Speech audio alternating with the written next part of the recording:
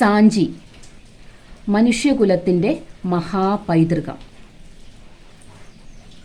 ലോകത്തിലെ തന്നെ ഏറ്റവും പ്രാചീനമായ ചില ബുദ്ധമത സ്മാരകങ്ങളാണ് സാഞ്ചിയെ വിശ്വപ്രസിദ്ധമാക്കുന്നത്. മധ്യപ്രദേശിൽ വിദിശയ്ക്കടുത്തുള്ള ഒരു ചെറുഗ്രാമമാണ് വിഖ്യാതമായ സാഞ്ചി. ഭോപ്പാലിനു വടക്ക് കിഴക്കായി 46 കിലോമീറ്റർ അകലെയാണ് സാഞ്ചി സ്ഥിതി ചെയ്യുന്നത്. മലയ്ക്ക് മുകളിലെ സ്തൂപങ്ങളും മറ്റു ബൗദ്ധ സ്മാരകങ്ങളും ദൂരെ നിന്നേ നമുക്ക് കാണാൻ സാധിക്കും. ക്രിസ്തുവിന് മുൻപ് 3-ാം നൂറ്റാണ്ടു മുതൽ ക്രിസ്തുവിന് ശേഷം 12-ാം നൂറ്റാണ്ടു വരെ 1400 കൊല്ലത്തോളം മഹാപ്രൗഢിയിൽ വാണ ബുദ്ധമത കേന്ദ്രമാണു സാഞ്ചി. ഇന്ന് അത് ഓർമ്മകളിൽ മാത്രം മുഴുകിയ ഒരു ശിലാകൂട സഞ്ചയമായിരിക്കുന്നു. ഇന്ത്യയിലെ ബുദ്ധമത പ്രഭാവകാലത്തിൻ്റെ തുടക്കം മുതൽ ഒടുക്കം വരെ ഏതാണ്ട് എല്ലാ കാലഘട്ടത്തെ സവിശേഷതകളും സാഞ്ചിയിൽ രേഖപ്പെടുത്തിയിട്ടുണ്ട്. മിക്ക ബുദ്ധമത കേന്ദ്രങ്ങളും ഏതെങ്കിലും തരത്തിൽ ശ്രീബുദ്ധൻ്റെ ജീവിതവുമായി നേരിട്ട് ബന്ധമുള്ളവയാണ്. എന്നാൽ സാഞ്ചിയിൽ ബുദ്ധൻ്റെ സന്ദർശനം പോലും ഉണ്ടായിട്ടില്ല. ബുദ്ധമത കേന്ദ്രങ്ങളെക്കുറിച്ച് അതിവിശദമായ വിവരണങ്ങൾ നൽകിയ ഹുയാൻസാങ് സാഞ്ചിയെക്കുറിച്ച് പൂർണ്ണ മൗനമാണ് പാലിക്കുന്നത്. അശോക ചക്രവർത്തിയുടെ മകനും ശ്രീലങ്കയിലെ ബുദ്ധമത പ്രചാരകനുമായിരുന്ന മഹേന്ദ്രൻ്റെ ചില കുറിപ്പുകളിലാണ് സാഞ്ചിയെക്കുറിച്ച് പരാമർശമുള്ളത്. ഉജ്ജയിനിയിലേക്കുള്ള യാത്രാമധ്യേ വിദിശയിൽ അല്പകാലം താമസിച്ച അശോക ചക്രവർത്തി അവിടുത്തെ ഒരു വ്യാപാര പ്രമുഖന്റെ മകളായ ദേവിയെ വിവാഹം കഴിച്ചു. ഈ റാണിയുടെ താൽപ്പര്യപ്രകാരം നിർമ്മിച്ച സാഞ്ചിയിലെ ബുദ്ധമത കേന്ദ്രത്തിൽ സന്ദർശനം നടത്തിയതിൻ്റെ ഓർമ്മകളാണ് അശോകൻ്റെയും ദേവിയുടെയും മകനായ മഹേന്ദ്രൻ രേഖപ്പെടുത്തിയിട്ടുള്ളത്. സാമ്രാജ്യത്തിൻ്റെ ഏതാണ്ട് മധ്യമായതുകൊണ്ടും കുന്നിൻ മുകളിൽ ബുദ്ധസങ്കേതത്തിനിണങ്ങുന്ന പ്രശാന്തിയുള്ളതുകൊണ്ടുമാണ് അശോകൻ സാഞ്ചിയെ ഒരു മതകേന്ദ്രമായി വളർത്തിയത്. സാഞ്ചിയിൽ ഒരു ഗംഭീരമായ ശിലാസ്തൂപം സ്ഥാപിക്കുകയും ബുദ്ധമത ശാസനങ്ങൾ കൊത്തിവെക്കുകയും ചെയ്തു അദ്ദേഹം. വിദിശയിലെ സമ്പന്ന വ്യാപാരികൾ പിന്നീട് ഈ കേന്ദ്രത്തെ ഏറെ പരിപോഷിപ്പിക്കുകയും ചെയ്തു.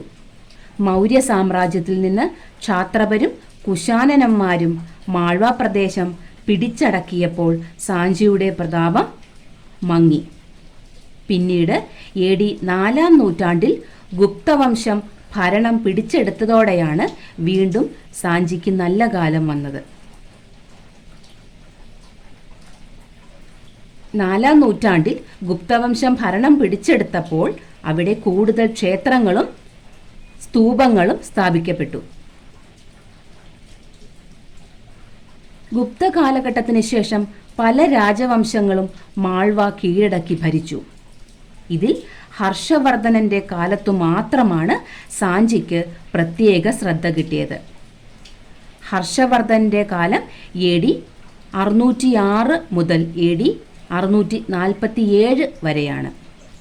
പിന്നീട് എങ്ങനെയാണ് സാഞ്ചിയുടെ മഹിമകൾ നശിച്ചുപോയത് എന്ന് കൃത്യമായി വിവരിക്കാൻ ചരിത്രകാരന്മാർക്ക് കഴിയുന്നില്ല.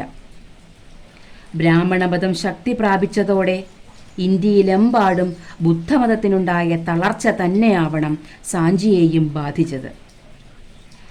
ബേട്ടുവ നദിയുടെ കരയിൽ 300 അടിയോളം ഉയരമുള്ള ഒരു കുന്നിൻ മുകളിലാണ് സാഞ്ചിയിലെ മഹാസ്തൂപം നിൽക്കുന്നത്. അടിഭാഗത്ത് 115 അടി വ്യാസവും 50 അടി ഉയരവുമുള്ള കൂറ്റൻ ശിലാനിർമ്മിതിയാണ് ഈ സ്തൂപം. ഭൂമിയെ ഉൾക്കൊള്ളുന്ന ആകാശത്തിൻ്റെ പ്രതീകമായി നിർമ്മിച്ചിട്ടുള്ള ഇതിൻ്റെ അടിവശത്തിന് അണ്ഡം എന്നാണ് പേര്. അണ്ഡത്തിനു മുകളിലായി 50 അടി വ്യാസമുള്ള വേദികയിൽ ചതുരാകൃതിയിൽ ഹർമ്മിക നിർമ്മിച്ചിരിക്കുന്നു. ലോകമാകുന്ന പർവ്വതത്തിൻ്റെ പ്രതീകമാണത്രേ ഈ ഹർമ്മിക. അതിനു മുകളിൽ പ്രപഞ്ചത്തിൻ്റെ അച്ചുതണ്ടായ പരമശക്തിയുടെ പ്രതീകമായി ഒരു കൊടിമരവും ഉണ്ട്. അതിന്മേൽ ദേവലോകത്തിൻ്റെ വിവിധ തലങ്ങളെ സൂചിപ്പിക്കുന്ന കുടകളും ഉണ്ട്. ഛത്രാവലി എന്നാണ് ഇതിൻ്റെ പേര്. അണ്ഡത്തിൽ നിന്ന് 16 അടി ഉയരത്തിൽ കല്ലുപാകിയ ഒരു ചുറ്റുനടപ്പാതയുണ്ട്. ആ നടവഴിയുടെ വശങ്ങളിലായി നിരവധി ശിലാവാതിലുകളുമുണ്ട്. ഇവയ്ക്ക് തോരണങ്ങൾ എന്നാണ് പറയുക.